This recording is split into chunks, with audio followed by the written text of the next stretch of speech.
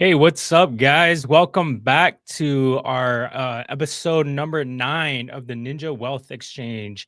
Here with me is your host, Lore, and of course, myself, Johnny Vang. We're sitting here with our good friend who's breaking barriers inside of the commercial real estate industry. And so we wanted to introduce you to Kayde. I think that it's pronounced Souvanny. Is that Yes, correct? yes, Okay. Kayde Souvanny. Awesome, awesome. Yeah, thanks for joining us today. So, um, we know that you're in EXP as well as in the commercial industry down in the Texas area. I believe Dallas. Is that correct? Yes, that's right. Okay, awesome, awesome. Could you tell us a little bit about yourself and how you got into this business and some of your challenges and successes? We'd love to hear some of the things that you have going on, and then of course we have plenty of questions for you to go over how you even got into the business. So um, go ahead and introduce yourself if you don't mind. Yeah, so of course I'm a part of EXP Commercial. I am a wife first and a form, basically a mom of twins.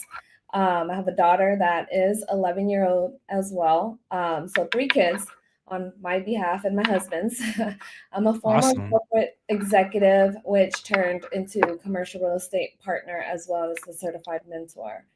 How I started in this was I was in the corporate world and I just was just wanting more and more. And I've had the opportunity to get my real estate license since I was 18. But due to corporate world, it was always a conflict of interest of having my license.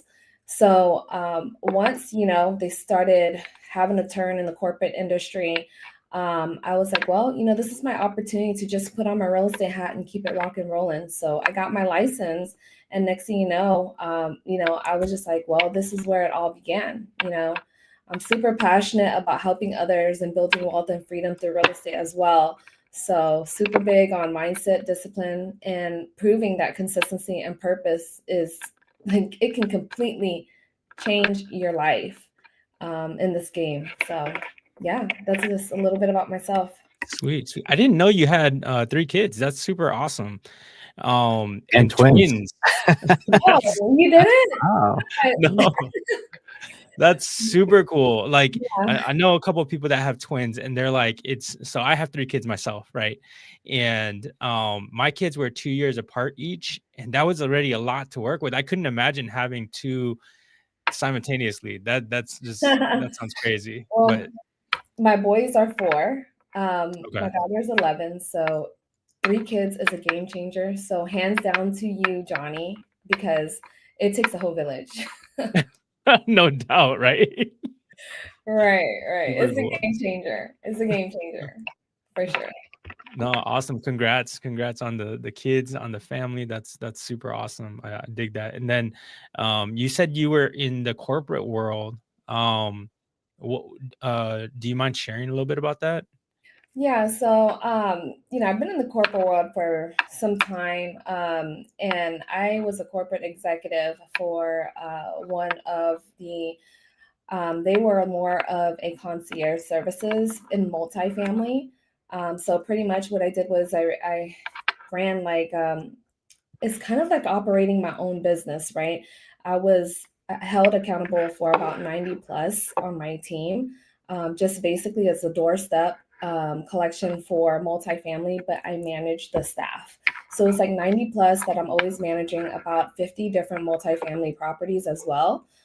So pretty much it was a game changer as well because, when you are a corporate executive working with that many people, you actually have different personalities that you got to deal with every single day. So you're like a counselor, problem solving, just wearing many hats throughout the entire day. Yeah, no, it's super tough to be running a team. I know I didn't have 90, and you said 90 employees under you? Yeah, Yeah, that's freaking the that's way. a ton of people. That's a ton of people and a ton of emotions, right? I think the team that I carried, the biggest one was probably about 30 people. And man, the amount of things that you got to just like even just emotions, right? That was like probably the toughest challenge for me was managing, like, so I'm very business driven and very numbers driven, right? So when they come to me with emotions, I don't know how to like how to handle that. Um Right. and that just becomes crazy. So did you, I take it you handled it super well. That's why you got up to 90 people, right? Yeah, I think it's more of the people that I was handling. Because I mean, basically, I'm always that type of person that likes to, hey, if they are working for me, I need to know who they are. It doesn't matter about the number. It's kind of like you want to make that one-on-one conversation because at the end of the day, they appreciate that, right? They're just Yeah, not a number. It's more of like, hey, I've met her in person and I've shook her hand and she's actually gave me some, pointers or whatnot. So it makes a big difference, I feel. that's super awesome. Super awesome. All right, so I'm gonna switch this over to Laura. Laura, you have some questions for Katie? Yeah. So, Katie, thank you so much for being here. Right. Thank you for having me. Yeah, for sure, for sure. So you're our first commercial real estate guest here on our show, right? And here in our show, we're all about building wealth through real estate, right? Which is exactly what you do. And one of the reasons why I wanted to really get you on the show was because in the commercial real estate world, it's a lot like the good old boys club, right? Most people in the commercial real estate world are your old white males, right? And you don't fit into any of that, right? So and you have a lot of energy about you and everything. So that's kind of why we wanted to bring you on, because you're like different, right? You break that mold, that traditional mold. Um, so it's great to hear your corporate background. So what is your niche in the commercial real estate side of things? So my niche, I would say, I've been in the game for a decade, so I have dabbled in it all. But retail, industrial, multifamily, and new developments is where my portfolio builds up on. Pretty much,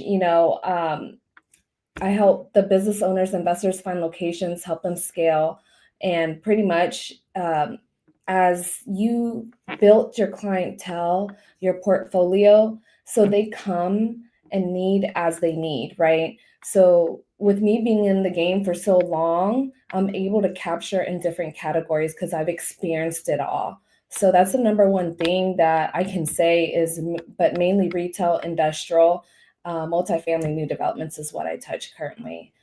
We do have other teams as well that focus on just land and farm also. So pretty much, we have the connections if, there's something that we haven't, maybe taken a look at, or maybe we're not in that segment, but definitely we have doors open to all of commercial. Oh, nice. Those are some really good asset classes in commercial. Um, so in your experience along your journey, how has that been for you as, a woman and also a minority in the commercial real estate world? What unique challenges have you, had to deal with, or what advantages have you, found being different, right? Yeah, I must say, number one thing is it's a man's industry, as you said, yes, but the challenge was representation. Basically, not seeing many people who look like us females that are out there, basically doing commercial real estate, right? Out, like I said, it's all men. And for a woman to stick out at a networking event, it's like, what is she doing here, right? We did have to deal with that. When I say we, one of my partners as well, when we're doing CRE at the time when we first started. And we're like, okay, so how do we actually break this concrete barrier, right? Pretty much you had to be in that network group and you had to continue and be consistent and always show up, but also have your mentors, like who you make sure who is your mentor. I'm just blessed. I got to give a shout out to Daniel and Calvin because that's who started my commercial real estate journey. They gave me the opportunity to be able to grow and build with them until today. They were my mentors, but now they're my partners. So that has to tell you something about me being in Nice. the world. That's super Awesome. awesome. Awesome. Super awesome. So I did see in your LinkedIn, I looked up your LinkedIn, and like, yeah, you were with Sperry, right? With them at Sperry? Yes, yes. So that was like, man, like almost 8, 9 years ago, when we first started there. And yeah, Sperry was amazing. That's, the office and building where I'm at right now. That's exactly where my commercial real estate, gave birth. Sweet. Yeah. I mean, so commercial real estate world is so much different from the residential real estate world, right? A lot of normal people, even real estate agents who are on the residential side, they don't understand how different the commercial world is, right? It's kind of like the wild, wild west. They don't have the National Association of Realtors, right? They don't really have rules that they play by, right? Right. And it's very relationship based, like you mentioned. You have to show up to things and build relationships and network, right? To find these deals off market, like we were talking about before the show started. Yeah. So it's very cool. And then, like you said, right, one of the most important things, you got to find your mentor, right? People to help you and support you to grow. So Johnny, I'll pass it back to you. Johnny, ask the next question here. Yeah. So, can you walk through a deal with us? Like, what does it look like? Because the honest truth is that I think most people kind of get an idea of how a residential transaction happens because a lot of people are out there buying houses, but you don't get as many business people who are buying anything from multifamily to retail space to, I mean, you name it, anything that's commercial. It's just there's less knowledge around that. So could you walk us through like a possible deal that you might have done, whether it's recently or something in the past that you can share? Any niche? Um, like I'm not 100% sure what you've done so far. So like I think how about let's go over a retail one, like Okay. a retail space. Yeah. Let's see. So okay. So I did a deal, on a franchise deal. So I work with a lot of franchises as well. They're always looking for multiple locations throughout Texas. Sometimes they go out of state. I always refer them out, of course, to our EXP partners.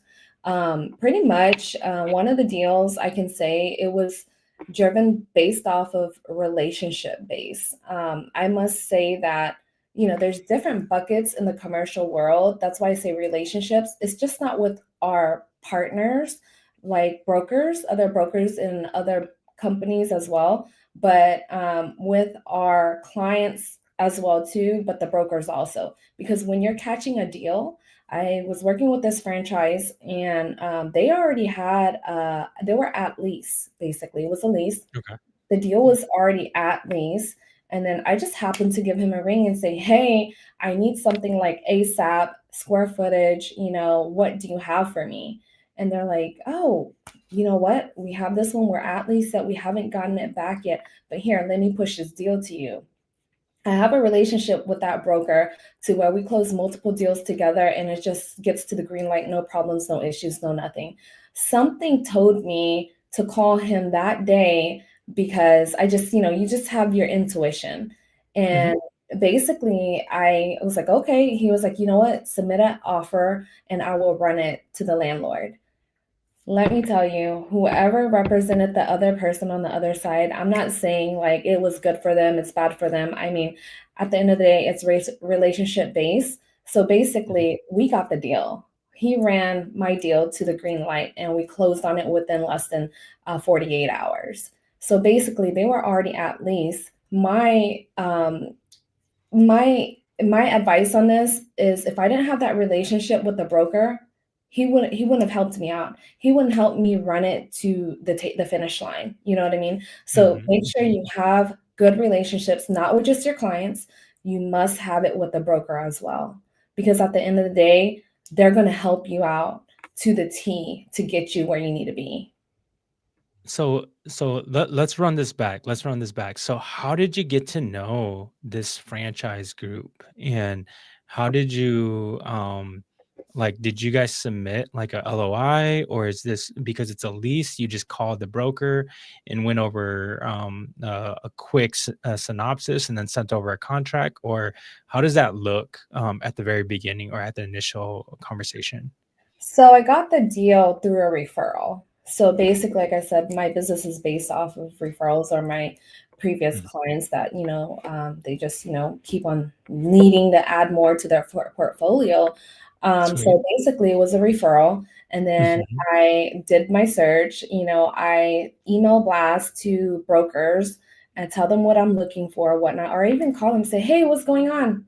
You have a list of brokers that have multiple listings or off market listings. Be like, hey, I'm looking for something. Is something coming up?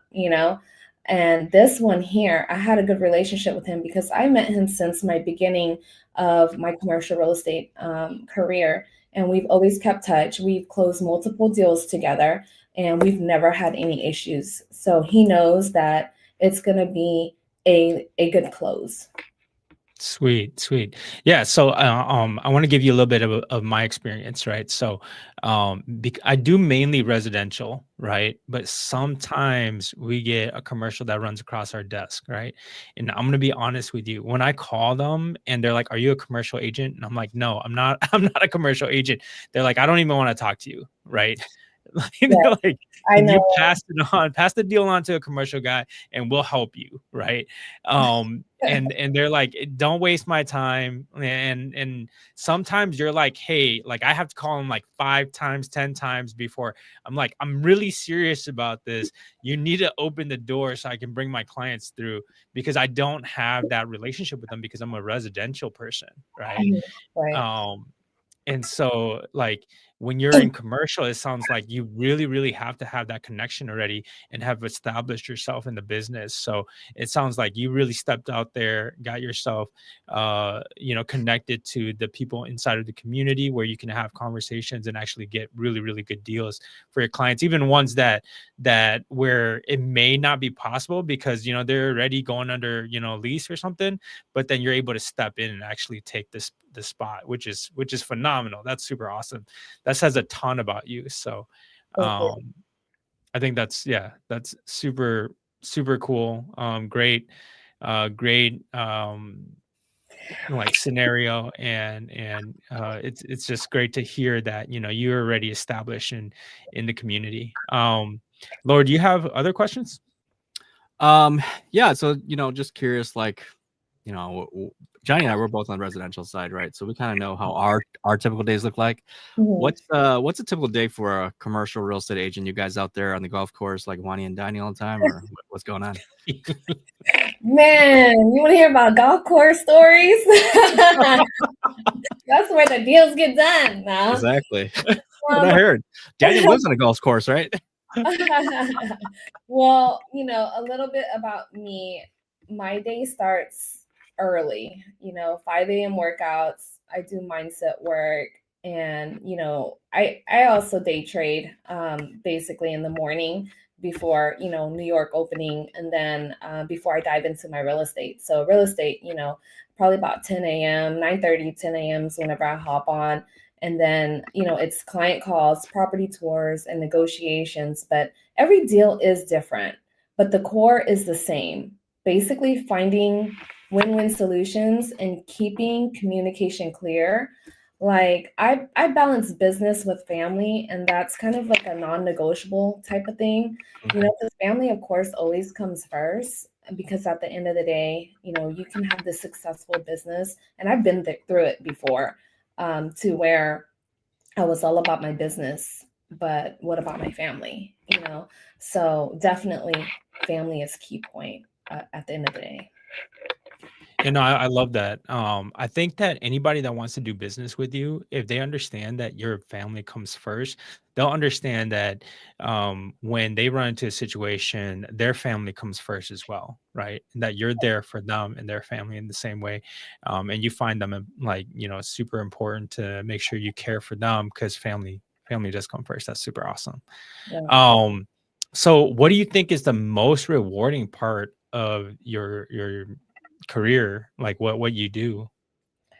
To be honest, seeing their vision come to life for my clients, right? Is that what you're asking? Mhm, mhm.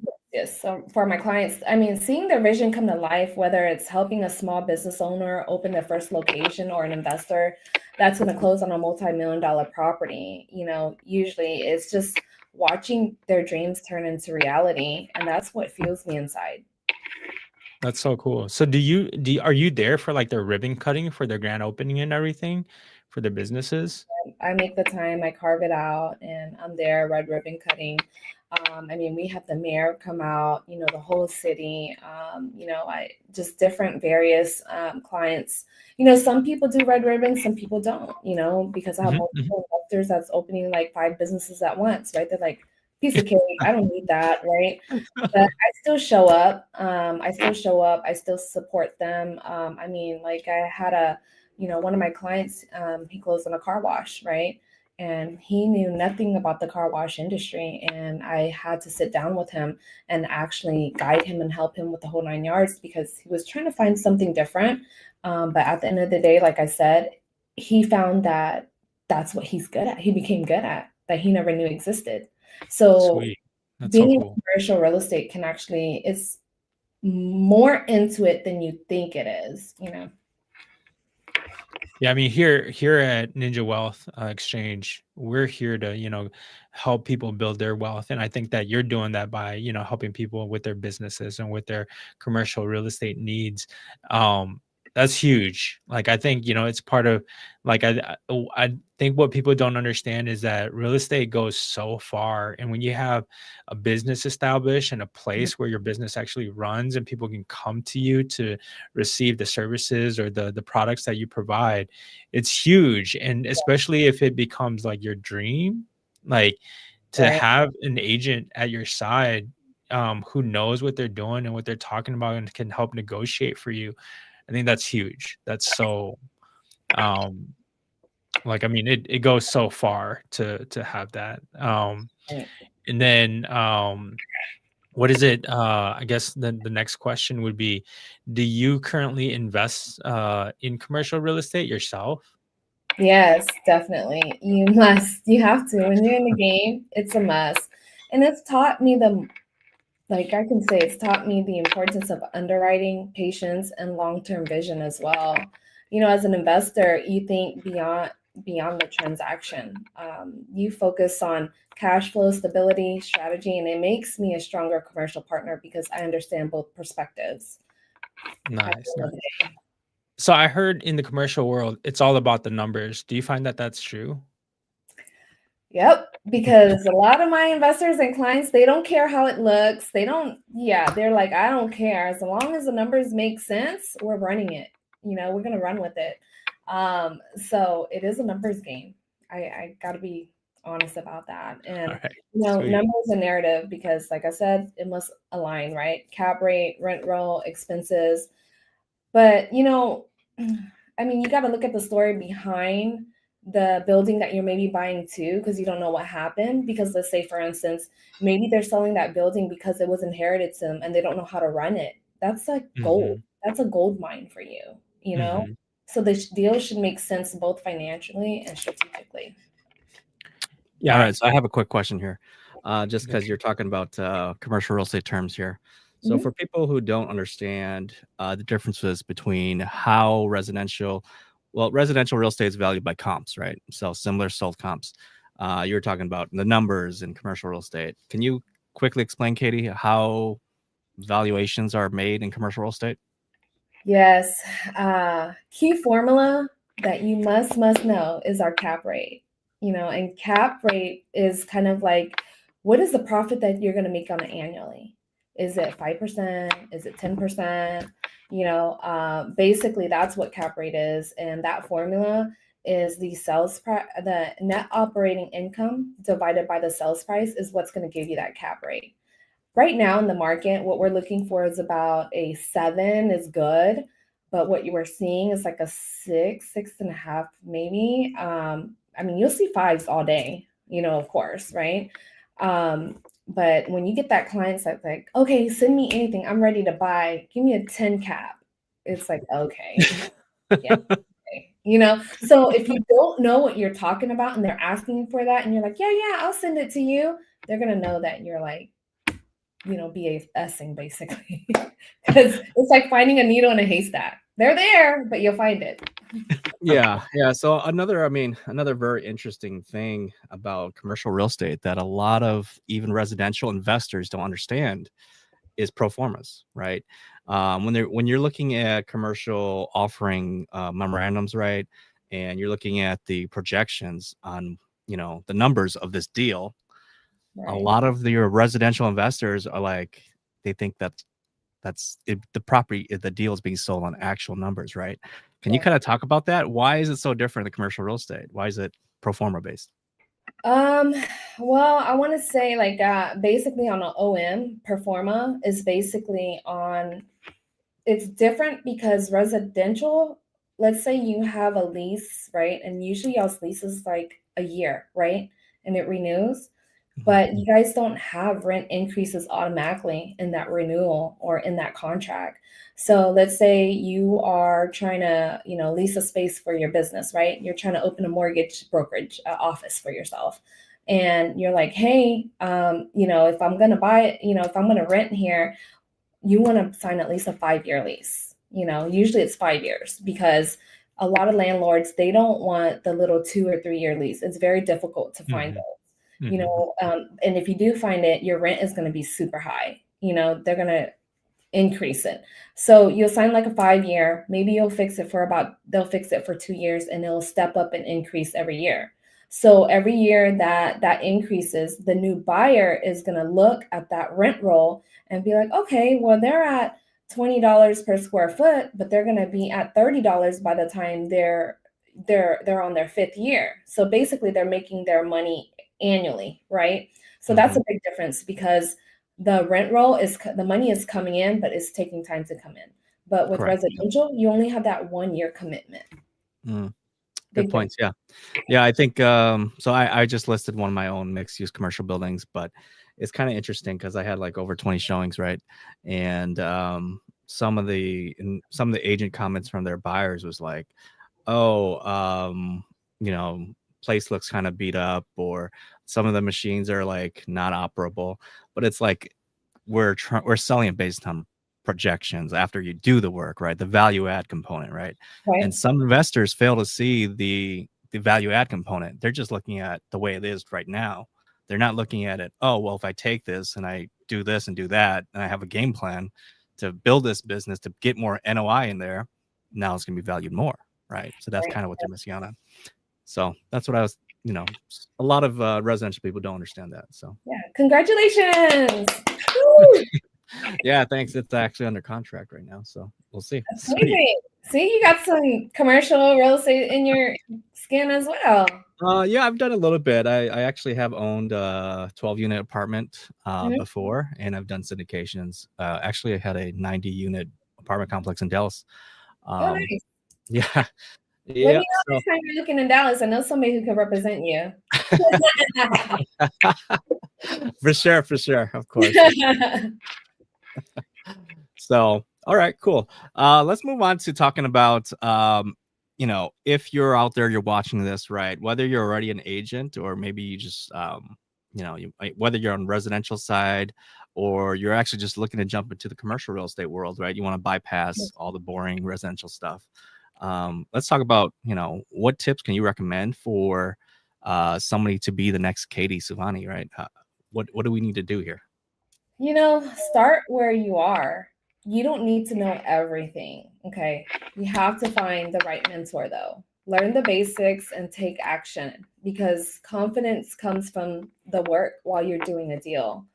You just have to always remember every top broker, they once started with 0 deals, you know. So, you can rock this, you can rock the show as, wherever you want to be, you can get there. Yeah. So that's, the mentor part is great, but some people they think that if they get the right mentor or they have a mentor, they think it's just easy street right away, right? But No. you still got to do some work, right? You got to show up and Mhm. show up. You just got to show up to everything. I mean, you got the mentor. The mentor is going to tell you what to do, and you just got to listen to them from point A to Z Exactly. and do the work. Yeah. So, I mean, something we talked about a little bit earlier when you mentioned in your story is like, obviously you're a woman, you're a minority, and you're going to these rooms, these networking events where there's not a whole lot of people that look like you, right? Or us, right? Asians, minorities, right? Yeah. Um, it can feel intimidating, right? To be in that situation. What's your advice for people to just show up and be in those rooms, right? What's your advice on that? Right now, because it was about, a decade ago, like, it was a lot harder for us because social media was not a super big thing. It was there, but we weren't leveraging it, right? So I would say leverage social media in the community, join groups, attend events, and connect with people that's already doing what you want to do. Representation matters. So I make it a mission to mentor and open doors for others as well. Nice. Yeah, you're a certified mentor, right? Yeah, I am with the XP Awesome. Sweet. Cool. So if somebody's out there looking to get a mentor in commercial real estate, we have somebody for you. Yes. Just got to show up. No doubt, right? No doubt. Show up and make sure you work hard too. Do the work. I remember when I had reached out to a friend of mine. This is when I was in my banking days, right before I actually moved over to real estate. And I was talking to him, and he was a commercial guy, and he did the industrial stuff. And he's like, I was like, so how do I get in? And he's like, oh, just cold call. Just call every business out there. And I was like, what? Like, that's intimidating. That's like super intimidating. How do I do that? And he's like, just get on the phone, man. You got to get on the phone. You'll learn on the way. And I was like, okay. Okay, I got to share something about a cold call. Yeah, do it. Okay. Yeah. So my first cold call was my first client on my first deal, and I got it. The first call, I got the first meeting, and I got the first deal, and that deal was a $5 million deal. Dang. Heck yeah. Not yet. I'm not done yet. Okay. So I built the relationship with him, and he's like, you need to meet my kids. So he has like, I was like 10 kids. Okay. This man, like, no, he has a lot of kids. So he introduced me to his son. I had a meeting, and then we went to lunch. Sat there with him and his son, got to know him and his son, and come to realize he had over 50 shopping centers in the DFW.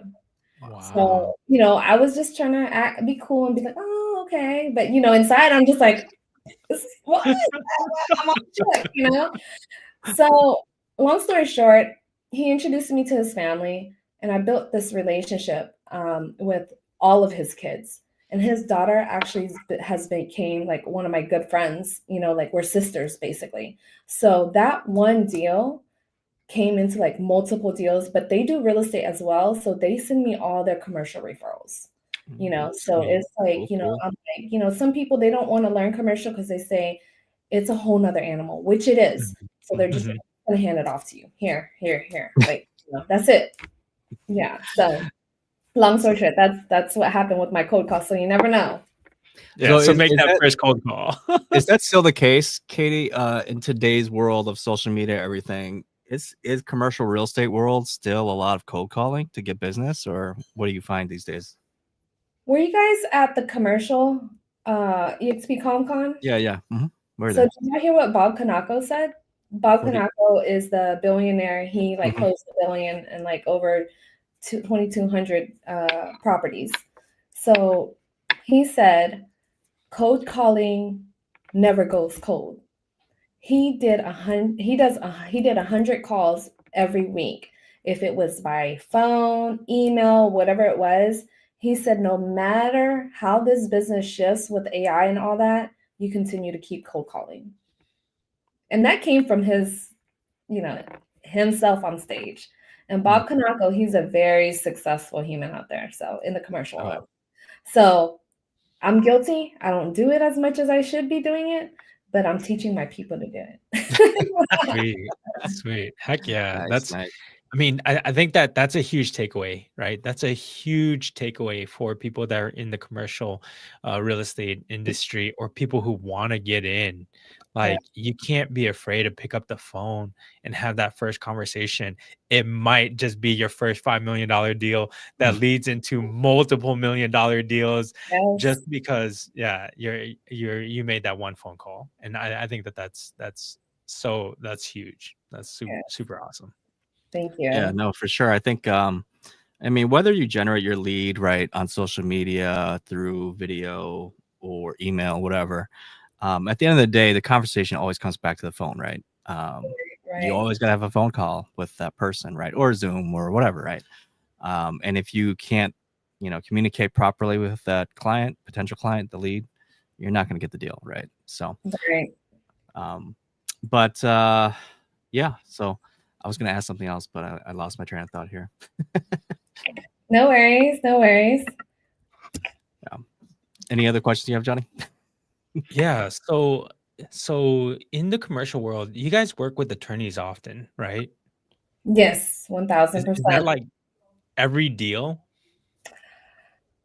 So my best friends are my attorneys. Just because we're not an attorney. We always Right. guide them because after, let's say the situation is you have a lease, right?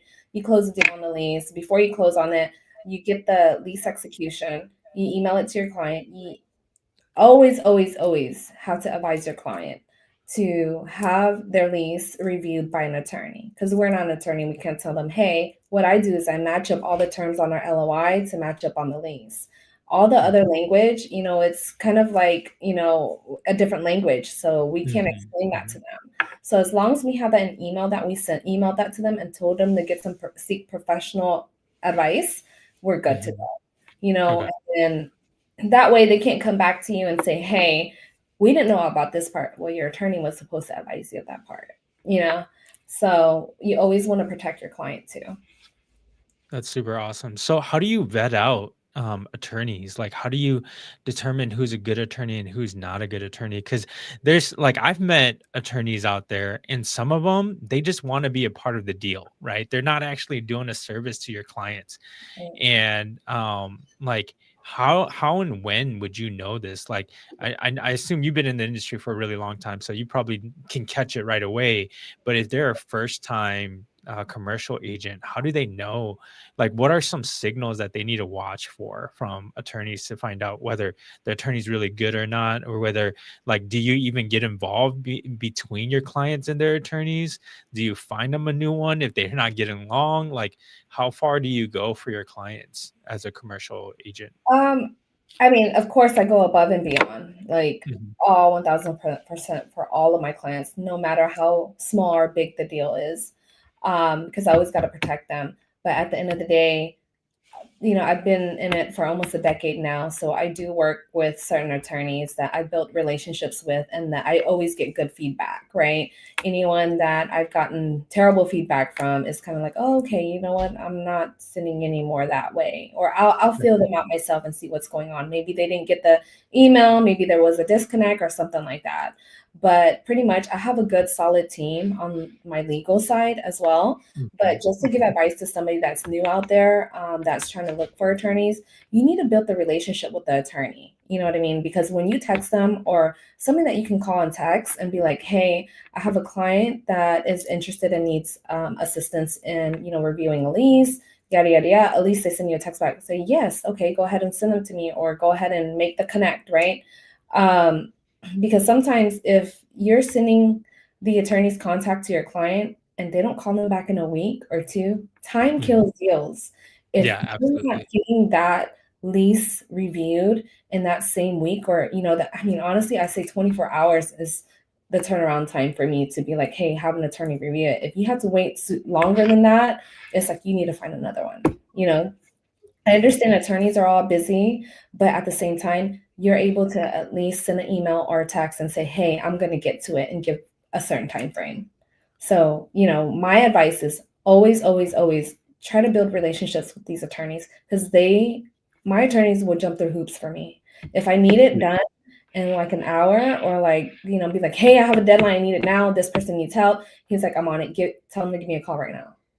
That's the type of relationships I have right now with attorneys. Yeah, no, I think that's so huge. I know that one of my clients out in New York, right? So like I know that I'm a residential person, but I also do loans and so I do commercial loans too, right? And so I have a client out in New York and they purchased I think it was like a 12 unit and so I was helping her with the finances and in New York, they don't use title companies and they don't use like these like they have to have attorneys involved and the lender has to have an attorney, the borrower has to have an attorney, the sellers have to have an attorney. And my experience with attorneys in New York is they take forever. Like just There's showstopper out there. yeah, but I Yes, mean it's yes. yeah, if you can get an attorney that can turn things around in 24 hours, that is like that would be amazing. That would be amazing. And so having that like you said, having them as your best friends and having them be able to, return your calls as well as, text back and confirm things. Um man, like I guess in the residential world, we don't deal with attorneys quite as often. It's only once in a while Mhm. you run across someone that has a trust, and so we gotta get the attorney involved or something like that. But it's not very, it's like very, very limited that we even have a conversation with an attorney. And of course, like I have to understand a certain level of legal information to make sure that my clients are having their best foot forward because, of course, we have fiduciary responsibility. But we don't usually have to go across an attorney. So it sounds like just like 99% of your deals should go through an Yeah, attorney, or at least you have to advise them to seek some legal counseling, right? Or yeah, advice. Right? yeah. Okay. Very cool. Thank you. 1000% on the commercial side. CYA. No doubt. So it sounds like it's a little bit easier on the commercial side. You just kind of pass it off to your attorney, and you don't really have to. You Yep. don't. You're on residential side. We're always filling out contracts. Okay, we're like, yeah, okay, here we go. You know Or, what? I walked through how you guys do a commercial, I mean, a residential contract, and I was just like, this is why I stick to commercial. Hands down I, to you guys. Y'all got it. Y'all are the goat. Y'all are the goat. Oh, I It's yeah, appreciate like, yeah. that. how many Now, pages is that? What are now, you now filling you out? got me thinking. I might have to switch over here pretty soon. Here. Hey, come on. Um, We're growing. We're glowing so and growing. so we're talking Sweet. about we're talking a lot about the success and the good things that happen on the commercial real estate side of things, right? But let's be realistic for a little bit here. Obviously on the residential side, sometimes as a residential agent, you can go 1 month to 3 months to maybe even 6 months without a deal closing, right? Your next check coming in or whatever, right? I've heard commercial real estate is even longer than that potentially. Is that accurate? What can you kind of paint the picture for somebody coming into this to think it's not as easy? Like it's not, you're not going to get $5 million right away. Yeah. I think everybody's story is different. Like somebody's chapter 10 can't compare to your chapter 1. I feel that, yes, it depends on the amount of work, you showing up and you doing the work. But at the end of the day, some deals fall through the cracks. I have this rule of thumb that, me and my partners, we always make it a rule a day, like every single day. This is literally our number one rule. You must make 5 new contacts a day, like 5 new contacts. They're like, what? How do I do 5 new contacts? Think about it. If you go to the gas station, um, 99% of the time, to be real honest with you, I run into the owners, you know, or if, you're going into a retail center or something, you can ask, is the owner here? Would they be open to maybe looking to sell their business or looking for another opportunity? I mean, prospecting is the number one thing. So yeah, 5 contacts a day is a thing for us. Now, closing the deal, like I said, it really depends, because every situation is different. As in my case, I'm just grateful for my mentors that deals just came flowing. It was just like a magnet. It just kept coming. And I can say I was probably in the game for a month or two and I got my first deal. But I must say that, I got my first deal to where I didn't even know how I was going to get paid. I didn't even know what a lease looked like. I didn't even know what an LOI looked like. I'm be real firm and honest. But I found those out while I was doing the, working through the deal, and that's how you learn. Oh yeah, that's how you So learn. everybody's, chapters are different. You could close a deal, you hop on board and get your commercial license, and then you have a prospect or a client that, it's like, hey, since you're doing commercial real estate, can you help me? You may close a deal in like a month or 2 weeks. Sure. I picked up a client, it was a referral, of course, and he needed a space ASAP. I closed that deal within like 5 days, less than 5 days, Wow, you know. that's amazing. But every landlord moves different. So it Mhm, depends on mhm. that as well, because some landlords can drag their feet on the lease. Some just get it to the finish line. Got it. No, those are very good points. Very good points. Yeah. Yeah. So what's your goals moving forward, both personally and professionally? So professionally, I'm looking to build, of course, nationwide commercial real estate team under the EXP model. I'm Connection Group.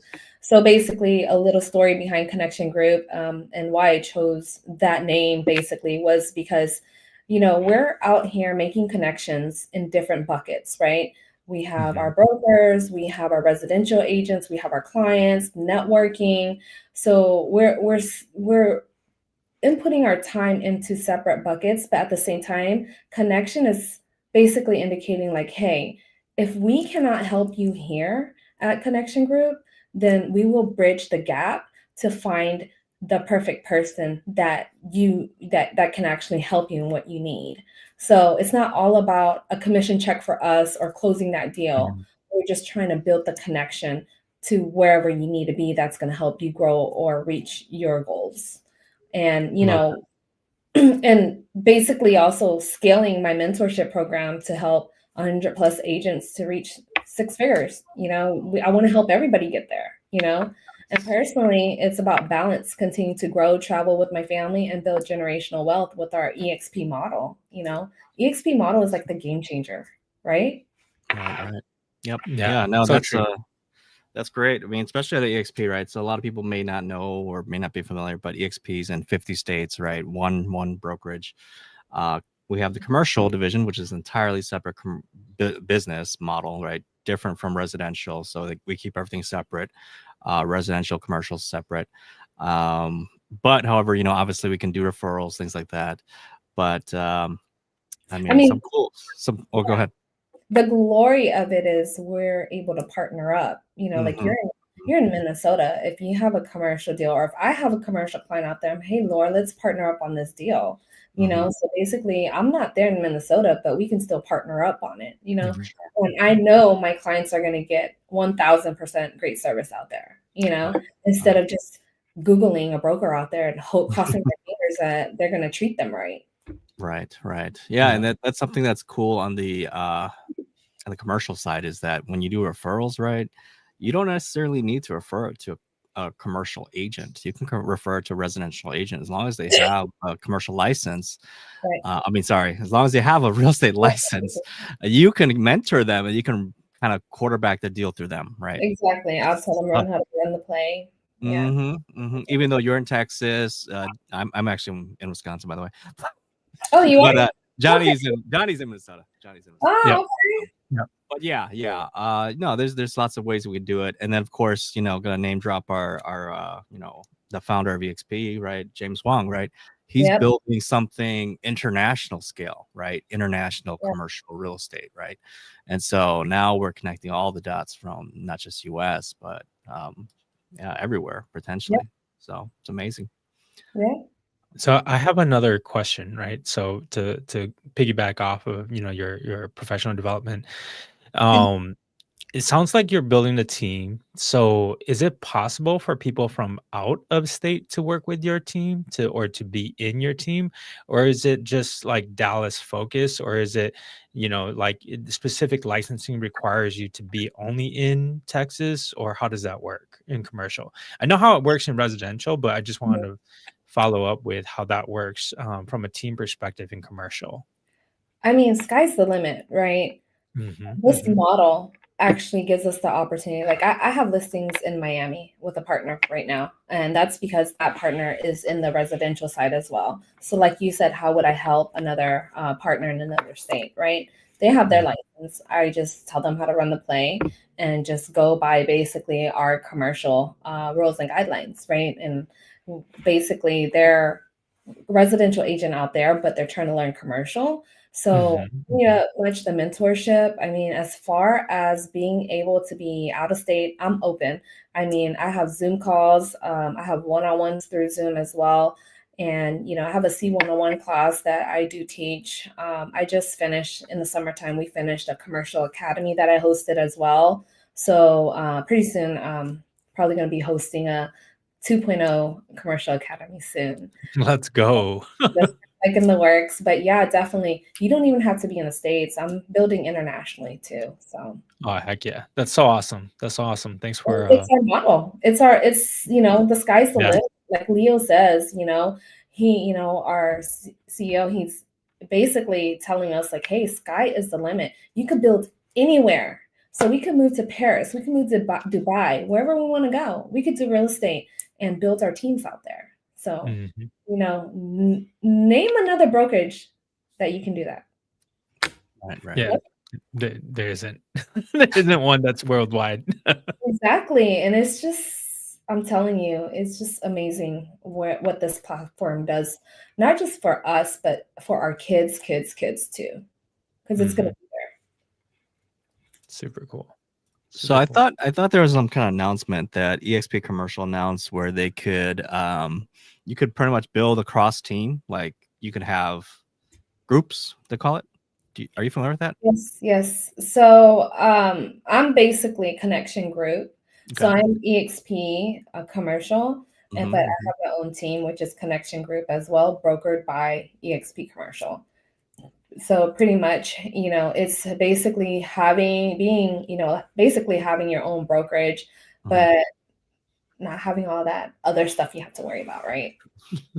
Yeah. When you run your own solo brokerage. I mean, I've been there before, running and operating a solo brokerage, running a commercial division. I've been there, and it was nice and dandy and all that. But how I got to EXP Commercial was because I was Sperry at first, and then COVID happened. So me and my partner branched off, and we had the opportunity to run our own commercial division. So it was me and her running our own commercial division, our own show. But, it came a time to where it's like, hey, you want more, like what else is there out there? And then Daniel and Calvin, they were running the play with the EXP Commercial, and the rest was history. It's kind of like, hey, they must be doing something right? I mean, they were my mentors. If I go here, how can I lose? They were my mentors. Now I get to become a partner with them, right? So I always thought, hey, that was like me striking gold. Sweet. Yeah. So with EXP Commercial groups, do you know if you can do you have to be commercial, or can you be a mix? Can you be residential and be part of your group? So I'm not sure if y'all heard of Resi-Mercial, right? So Resi-Mercial, basically, I basically have a blueprint for Resi-Mercials that actually are residential agents, and they're trying to learn commercial. So we put them through an entire training, process of like, hey, this is like your 12-month plan. This is what you got to do. And then it converts them to figure out what they want to do with their residential pipeline, right? So we gear them up to where, these are icons that are like, hey, I'm tired of residential. I want something different. I'm tired of the emotions or whatever. They just want something different. They want growth. You just want something different, right? So we teach them how to grow their business while they're doing residential, because obviously they have to put food on the table still, and we teach them how to funnel their deals out to the right people. So they have to find their squad that they are going to funnel these deals out to, so they can actually just go full-time commercial. Definitely. Yeah, no, that's amazing. That's a great way to make that transition, right? So just real quick, can you kind of run through the splits, the fees to be part of EXP commercial, how is that different from the other big players out there, right? Yeah, I mean, it is a reasonable price compared to you owning your own little commercial division and having all these high fees, right? Because obviously CoStar is basically our vehicle. That's what we run and operate off of.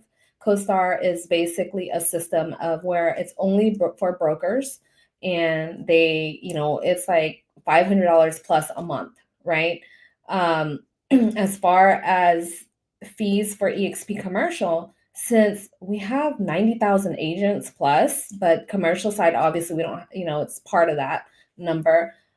Basically, we get a better discount with CoStar. So EXP was, their price is like 520 plus tax a month to run with EXP commercial, to be a partner with EXP commercial. Now, if you are an outsider at a boutique brokerage trying to get CoStar, it's about 500 plus, just that. But all the tools that you get for EXP commercial is priceless. So really you're paying for CoStar, but you're getting like all these other tools too. Nice. Okay. And then the splits at EXP it's like game changing, right? Like other places you're doing 50-50 to begin with, and then 50 split of your 50, another 50 to your leader, right? Yeah. So here's the deal. The situation is here. Like I came from basically running a commercial division, and I paid a flat fee, which is amazing, right? You're just pushing deals and it's a flat fee that you're paying. To me, I found the value in EXP commercial because it was the network, it was the community, the culture. That's what really drove me here. I was like, you know what, that flat fee is a piece of cake. Like I could let that go because I got all of this here, that icing on the cake, everything here already. And basically, it is for those that are coming on over to EXP commercial, and it resets every single year. It's an 80-20 split, right? Depending on if you have a mentor, because there's some side contracts as well. Somebody's mentoring you, they may take like a 10 or 5% from that or whatever that has to go to them. But that's kind of like on your own with your own negotiations with the new agent or whatnot. But typically it's 80-20. And then when you capping is whenever you hit 100K, right?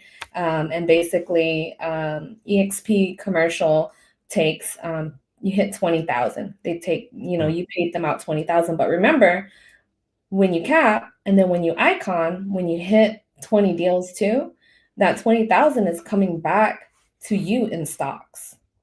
So Right. That money's coming back to you, exactly how residential is, right? But y'all's fees is a little bit lower. So Yeah. 20,000. Okay. So Icon's kind of the same deal. After you cap, you do another 20 transactions, and then you can achieve the Icon Award, which would reward you back your cap, Right. 20,000 in commercial back to you. So essentially, you get it for free. Yeah. Okay. And then we got our Mr. 4-time Icon, Calvin Wong, right? There's That's another.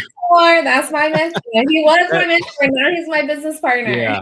So I was asking him. So Calvin, you actually do 20 transactions after your cap? He's like, no. There's another way, the GCI route, right? I think the GCI route.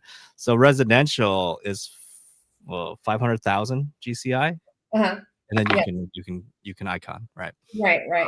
So it might be similar, or it might be a little bit more. I don't know, but commercial. Every situation is different.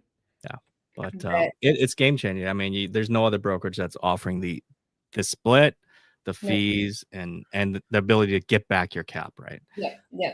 Crazy. And it sucks. I mean, honestly, what really moved me to EXP also is, the generational wealth, right? Because let's say, Laura, Johnny, you're building and you have like a team of 1,000 people, right? You built this up so many years, and then, basically something happens to you because obviously, we're not here forever.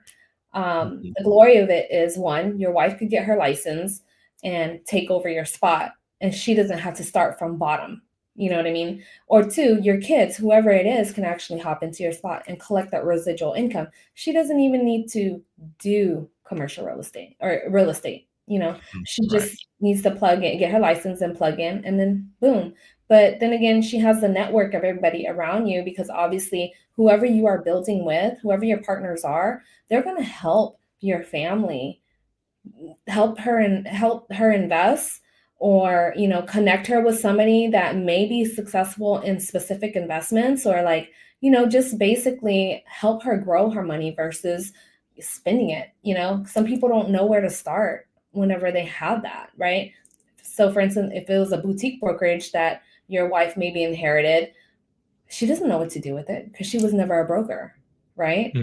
So the model with the EXP is just a game changer. Like I said, it's amazing. And that's what really moved me, because I was like, if I'm building something right now and it goes to my kids, that's what really moved me. Yeah, definitely. Powerful stuff.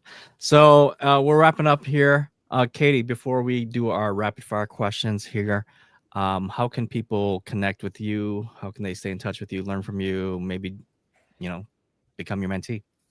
Yeah. I mean, if you're looking for a partner or learn commercial real estate or invest, I love connecting with people that are like-minded, who are ready to grow. I mean, you could send me a DM or email. Basically, my email is Kayde, Kayde, at connectiongroup.com. That's connection with a K. So go ahead and send me an email and we can connect. Or, if you guys are, with Johnny or Lore, just get with them and reach out to me, and then we can figure out a game plan for you guys. Yeah, I was gonna say we're gonna have to figure out a way to co-sponsor and bring some people over to commercial to help you build your team, as well as just work that out where even though you're down in Dallas, we can find some commercial agents up here that can work with you. So Right. I'm pretty psyched about it.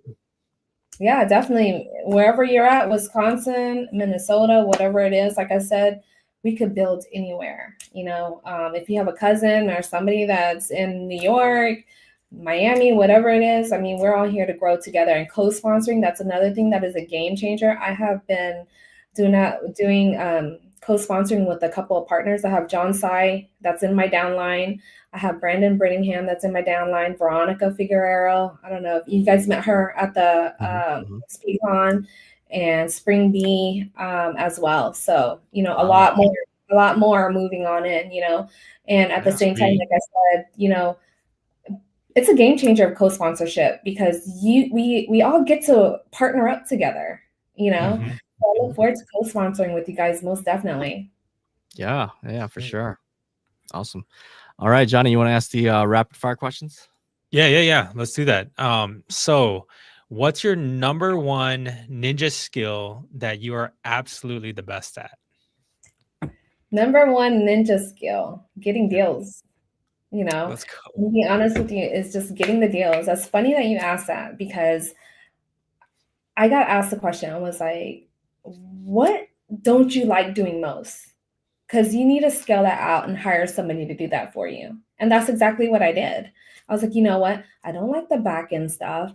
I like marketing and stuff like that. It's just like, I don't know if you guys seen, but I've been batching content as well.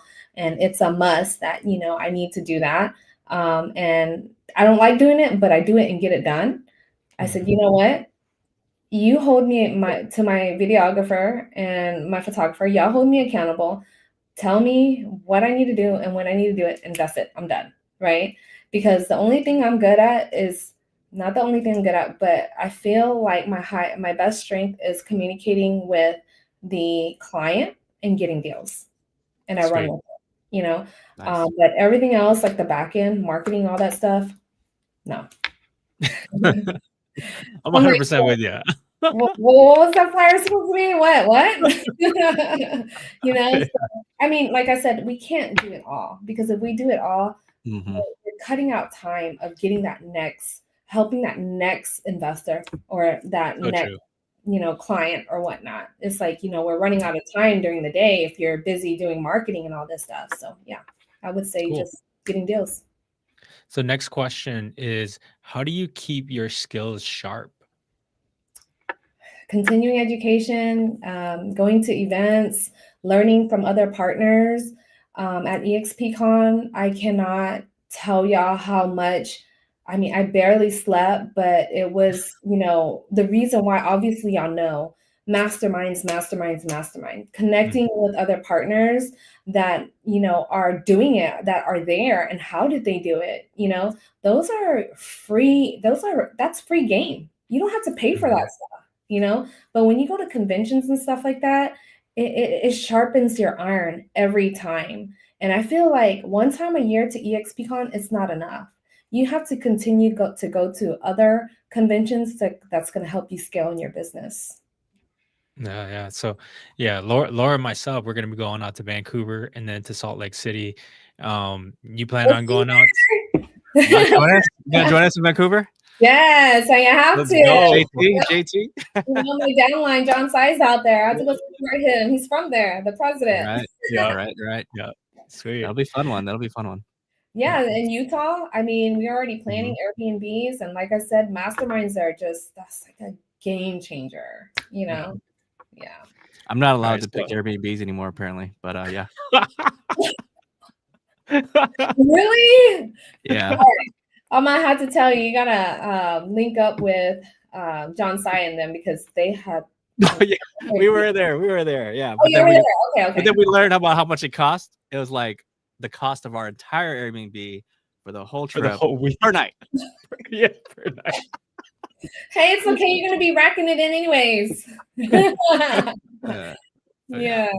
So good. Anyway, all right. So next question, right? So, what book has transformed your mindset and your business? Sheesh, which one? That's hard because there's multiple. Like I could show you. You can pick multiple. Yeah, I mean, I have Think and Grow Rich. I've read that maybe like 10 times, and I'm still reading it again. Rich Dad Poor Dad, most definitely. I have my daughter. She's 11, and she read that book. Like she completely I told her, hey, this is the book that is going to get your life going. You must read it.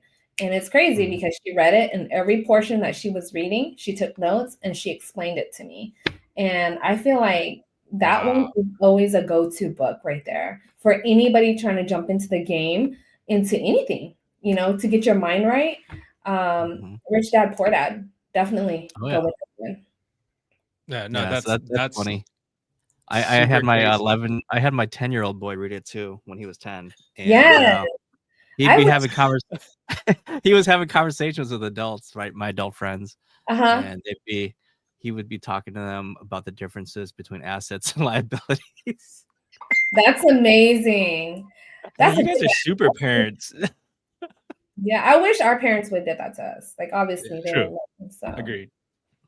Yeah, completely agree.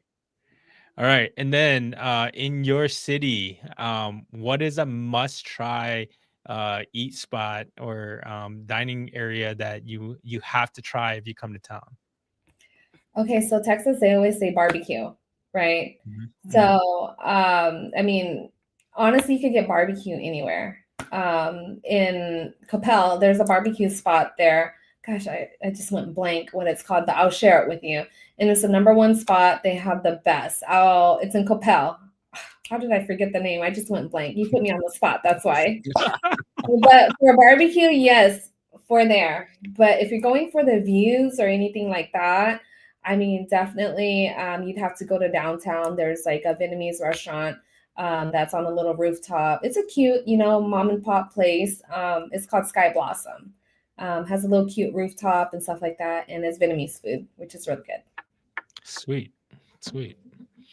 I think that's all the questions that I have. Laura, did you want to ask anything else? No, that's pretty much it. Were you talking about Heart 8? Yes. There you go. Yeah. Yes. Hey, you're good. See? Johnny and I were there. Well, I was just Googling while we were talking. But yeah, we were there last time with John Sai when we did we were doing Build Dallas, right? Okay, that's right. So, yeah, y'all already went there. So what'd y'all think? It was good. I thought it was really good.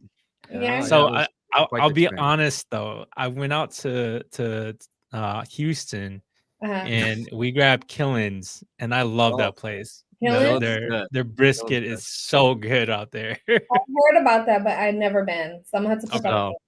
So, Katie, you're in the DFW area. My family and I, we waited in line at Goldie's. Have you heard of Oh Goldie's? yes. I've never been, but my cousins, they go and they wait in line. Me, so I'm the type that's not gonna wait in line. I'm like, if there's a wait, nah, let's go. Yeah. So it was But like in I've the heard of it. outskirts. It was in the outskirts of Fort Worth, Yes. and It- it was good. It he's was really actually good. the owner is actually Laos. He's Laos. Oh, Yeah, really? That's super yes. cool. One, it's like three owners, Yeah. and one of them is Laos. Yes. Right. So, but yeah, no, their brisket is really good. I think it's better than Killen's, Johnny. So All right. We're gonna have to try it out next time. I mean, if there's a line, oh no. we'll call you when the line's moving up. You can just cut. All right. You'll cut in with us. He's like, we're next. Well, I'm there. All right, Katie. Well, thank you so much for being here with us. It was great having you here and learning about the world of commercial real estate as well as your journey. Hopefully, we're able to inspire some people out there to, take the leap, right, and get into the commercial real estate world. So yeah, sky's the limit. Let's go. We're always looking for partners, right, guys? Heck yeah. Let's build. All right. Sure. So that's it. I appreciate you for having me on. Thank you. Thank you.